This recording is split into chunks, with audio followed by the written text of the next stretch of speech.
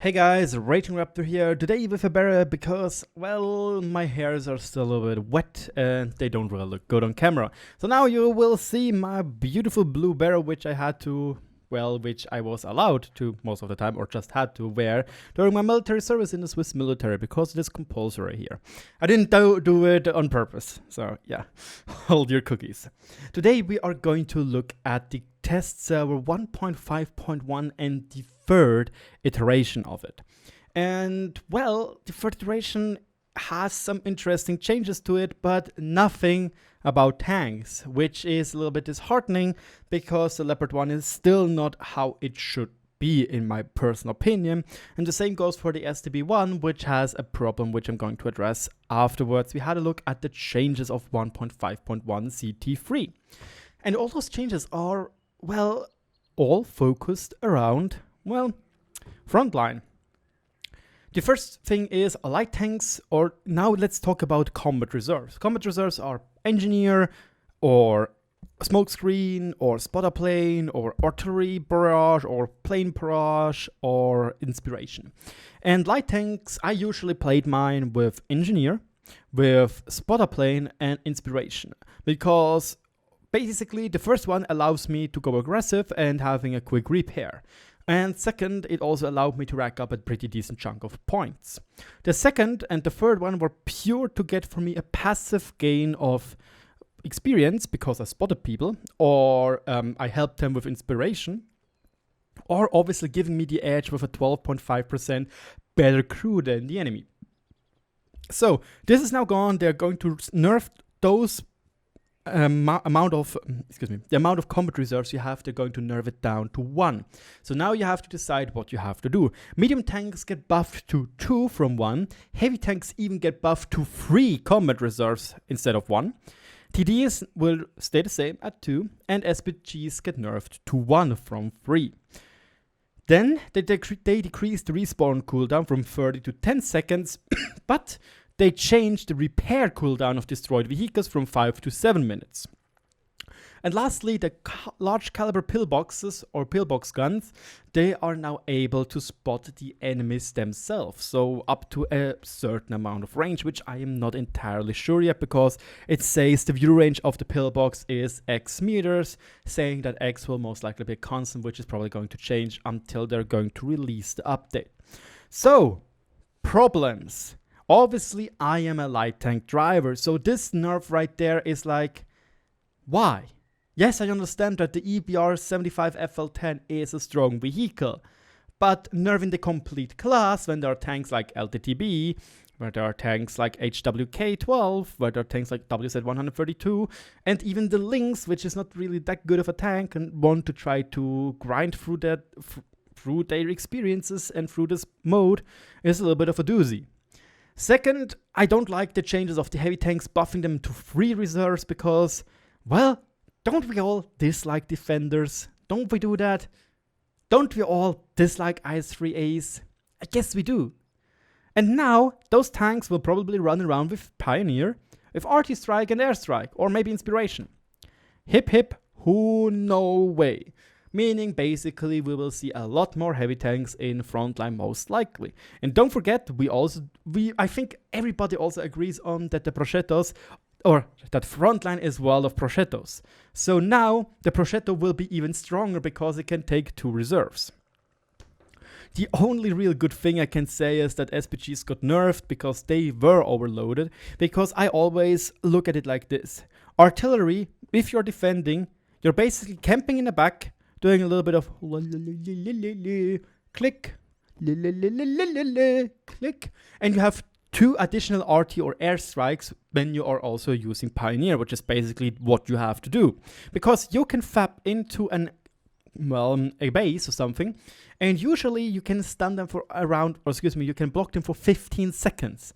So you rack up a ridiculous amount of defense points, plus, well, 15 seconds later, you're most likely reloaded. So the enemy only have like 15 seconds to cap before they're going to get fapped at by you as well. Meaning in defense, artillery is a brain dead class, which was very easy to get general with. Light tanks, on the other hand, yes, they can do the YOLO strats and so on, and the EBRs are strong vehicles, don't get me wrong. but it actually needed brain to use when to go in and when not. You have to assess the situation rather than just click, click. So yeah, I agree with nerfing them, but not to 1. I wouldn't nerf them to 2, makes it a little bit not as hefty. And I would also say that heavy tanks shouldn't have 3, because then again we will see a lot more defenders, a lot more IS-3As, and we all know how toxic those tanks are. The decrease of the respawn cooldown will help defenders and attackers alike to make attacks and defenses more potent. This, however, this change right here from 5 to 7 minutes, meaning, like for example, you played 2 minutes of a game. You waste your tank, it is blocked for 5 minutes. You play, you have 5 minutes game, nice. And now you could go back to the tank you lost in the beginning because you just died. Now you have to basically get a new tank because it's not going to work anymore. So the pure change I see to this thing right here is to maybe also keep control of people just playing 2 tanks, which are probably like Prosciutto, LP432 or EBR, the good players at least. But the underlying issue also is you have to play most likely more tanks because your tanks need longer to repair. Meaning, or in conclusion means, you have to pay 1 more tank the repair bill. And most likely, instead of meaning 2 to 3 tanks if you're playing carefully and good, you will probably need 4 to 5 tanks. And because I personally play with rations, because let's be honest, usually a game takes rather long and the value you get out of those rations are pretty decent. Yes, you now have to pay, instead of 30 to 60,000 for rations just alone, maybe 80 to 100,000.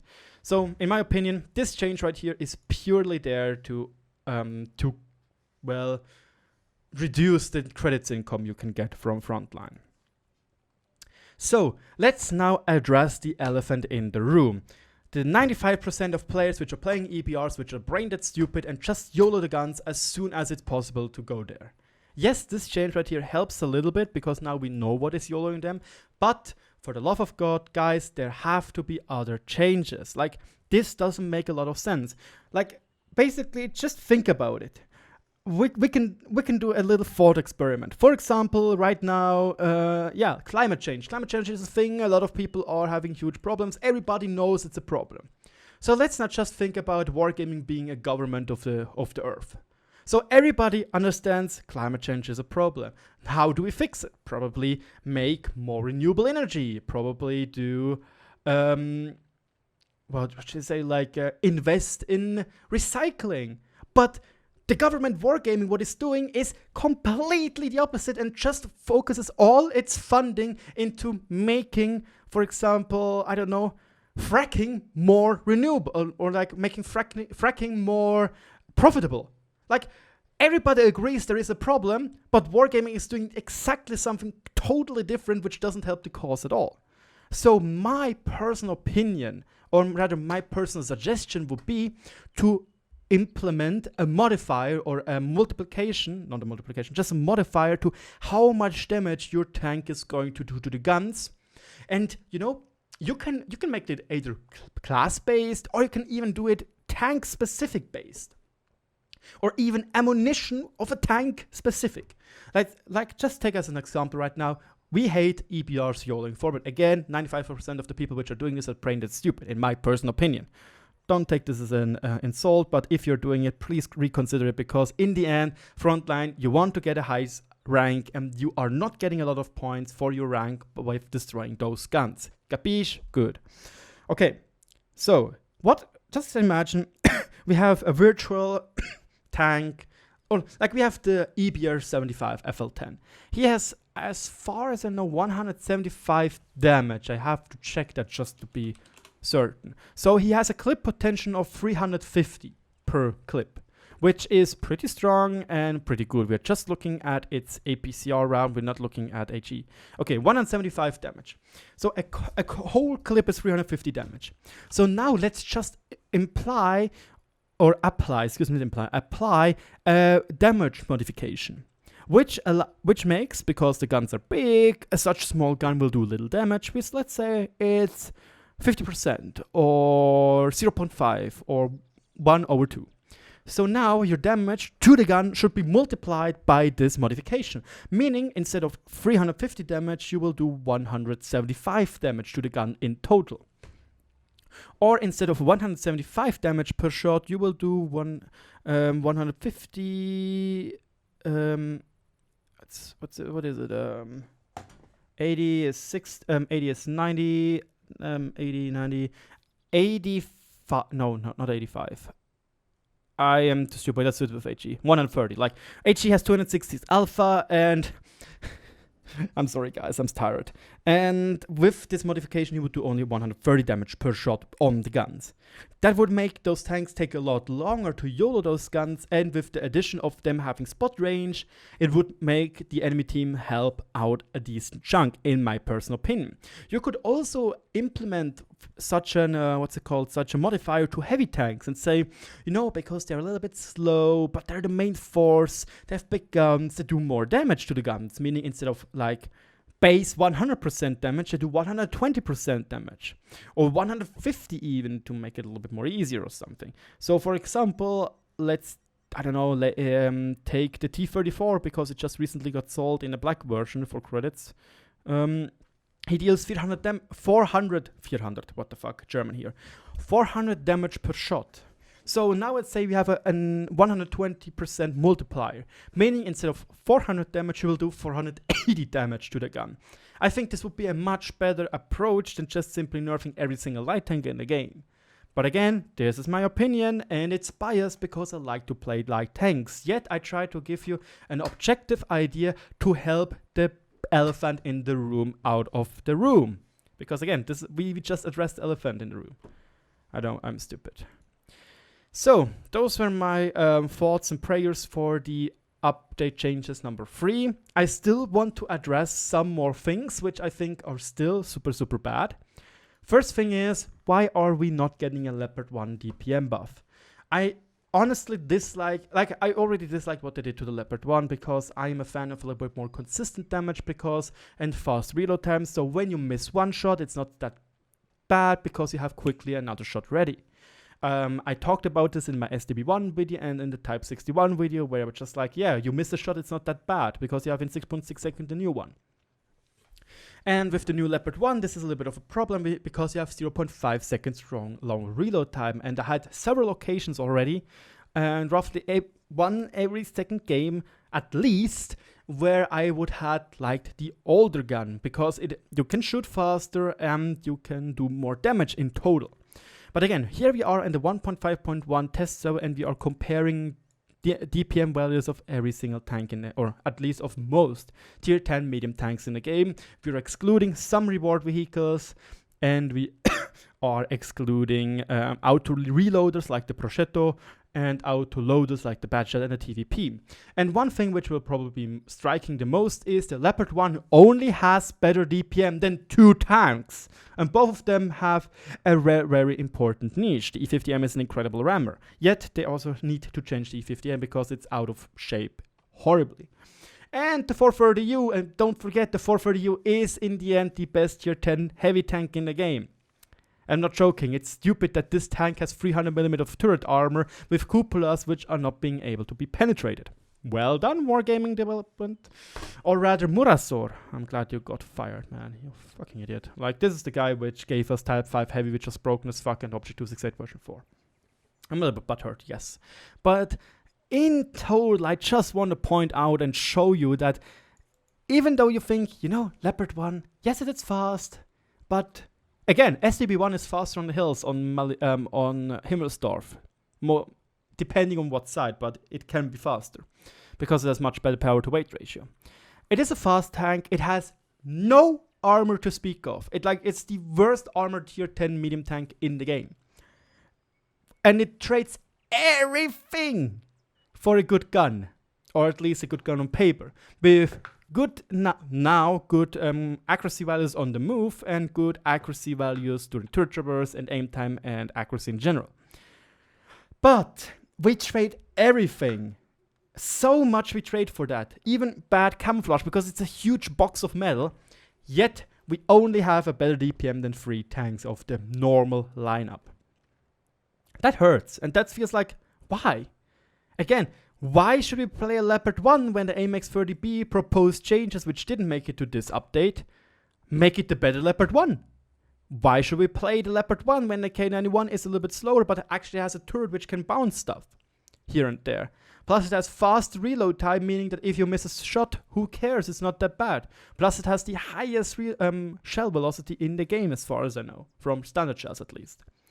Why should I play the Leopard 1 when I play the 140, which has 6 degrees of gun depression, a turret which is incredibly strong, a bouncy hull with a great DPM and great accuracy on the move, which is still by far better than the Leopard 1 has? Yeah, why should I play the Leopard 1 when we have the youuuu 1516 with an incredible bouncy turret with 13 degrees of gun depression, with great camouflage, with a 440 alpha gun, with heated premium rounds which help you fight off things like the Stritzwagens, tier 9 and tier 10. Yeah. You get what I want to say. Yes, we got better accuracy on the moves and so on and so forth, but still, just keep in mind that the 430 fucking youuuu has still better accuracy on the move. God fucking damn it. Pisses me off. Yeah. Those are the changes between the Leopard 1 and the Leopard 1 on the 1.5.1 update, and we get an incredible 25% more, 25 damage per minute more. That's not a goddamn fucking buff.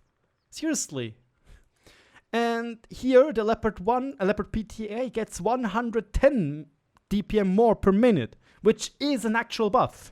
But again, I'm probably talking to a wall. Because, well, I don't know if Wargaming is going to look at it. And lastly, the crew books are in theory a good idea. I still recommend that the training guide is personalized, because then we have the training booklet, which can be used through all the crews. And then we have a training guide which can boost one specific person. Plus, you can get the training guide through merit. It could also make it easier for new players to get a decent commander with 6th sense. Plus, I also recommend Wargaming to get something for those crew books, like which gives you a 0% skill or a 100% skill, basically. Or like you can buy BR crews with 0%, which are like they don't take up a crew skill slot. Like for the Cromwell B, Rudy, etc., etc. I want to get a book which gives you this as a commander, or like 6th sense for a commander, and you can give out like 4 books to newcomers, so they have like 4 crews or at least 4 commanders with 6th sense. And this would be making the game so much more accessible for new players, because then they know, oh, I'm spotted, I should go back into cover. But yeah, I talked about this in my Salvation video, it didn't got hurt. I talked about it in my second CT video, it didn't got hurt. Yeah. What do you think about those changes? Let me know in the comment section below. If you agree with me, well, then I'd say good for you guys. Leave a like, leave a comment, obviously. But most importantly, go into the forums. Make your voice clear to Wargaming what you want to do. We might not be the favorite child here, because Russian servers are still the favorite child. We saw the 430U changes. But we still might be able to, well, fight our way through to actually get what we want. But again, my personal opinion, let me know what you think. And as always, thank you for watching, and I'll talk to you all later.